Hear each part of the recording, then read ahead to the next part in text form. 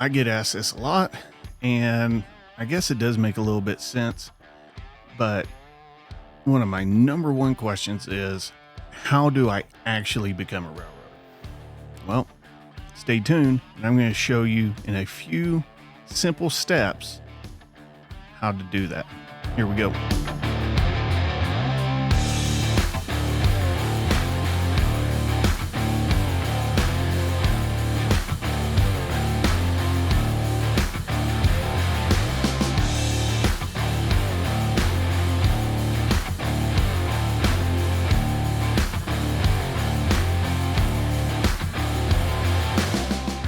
When I say few easy steps, they are a few steps, but the entire process actually takes a fair bit of time, especially when you're dealing with the big mega railroads like BNSF, CSX, Norfolk Southern, Union Pacific.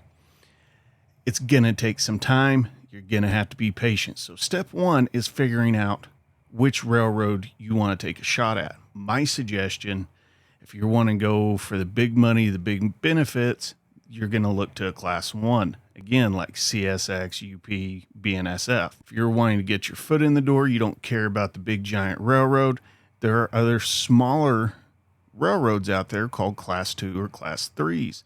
Typically, these are local and regional service railroads. They don't have a whole lot of employees. They can range from 10 employees up to a couple of hundred. They may only have 30 miles of track. So take the time, Google railroads in your area and see what's out there and go from there. Not everything is about freight. You got smaller passenger railroads out there. There may be in your area, but you also got Amtrak. So if you're interested in passenger service and working on a train in that capacity, check out Amtrak as well. Once you've picked the railroads you want to take a shot at, apply to all of them. Don't be stingy. Don't put all your eggs in one basket. Apply to all of them. Some tips on applying. Be complete on your application. Double check your contact information. Make sure your email's right. Make sure your phone number's correct. I would also highly suggest, if you can, put a secondary phone number, email in there as well. Also, if you're applying to a class two or a class three railroad, after you apply, I would typically try to follow up on that application a few weeks later, because you're going to have a better chance at following up with a real live person.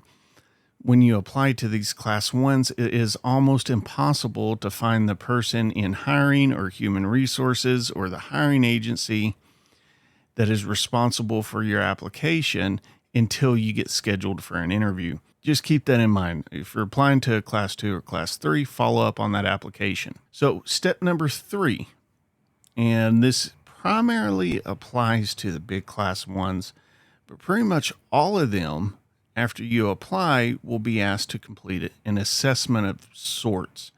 This could be a personality assessment, basic reading, writing. Every assessment for each carrier is different. So when you go to take those assessments, if you're presented with one, set aside time to take the assessment, be prepared, and read the instructions carefully. Those assessments are typically pass or fail. And if you don't read the instructions, you could be delaying yourself upwards of 6 months before you can have a chance to reapply again. So take your time on the assessment. Now, if everything's gone according to plan and you've picked your railroad, you've done your assessment, you've applied, and now somebody has reached out to you, it's interview time. Every carrier does it differently. Apply typical standard interview techniques and appearances and behavior in these interviews, whether it's in person or online. Even if it's online, dress nice, conduct yourself in a professional manner, the same as you would any other professional job you would be applying for. Now, the 5th and final step, this is a complicated one. Wait. That's it. Be patient and wait. typically these railroads do not move at a very fast pace. It may be weeks or months before you hear back from someone or get an email after completing your interview. That's not uncommon. This is not a hire and start next day sort of thing. However, with that said, I'm mainly referring to the big class ones. The class twos and class threes, since they're kind of regional and a lot of times local entities, this may be a different story.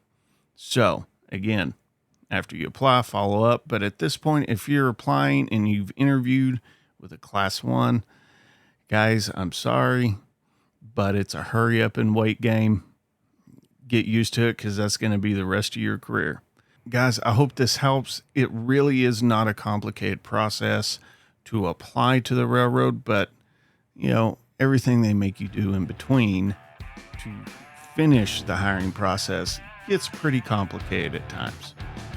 Anyways, I hope you guys enjoy. Quick little video covering this topic that I've been asked about tons of times. Don't forget to check out our second channel, Rails, Tales, and Trails Travels. You guys have a good one. Hit the like and subscribe. Here we go.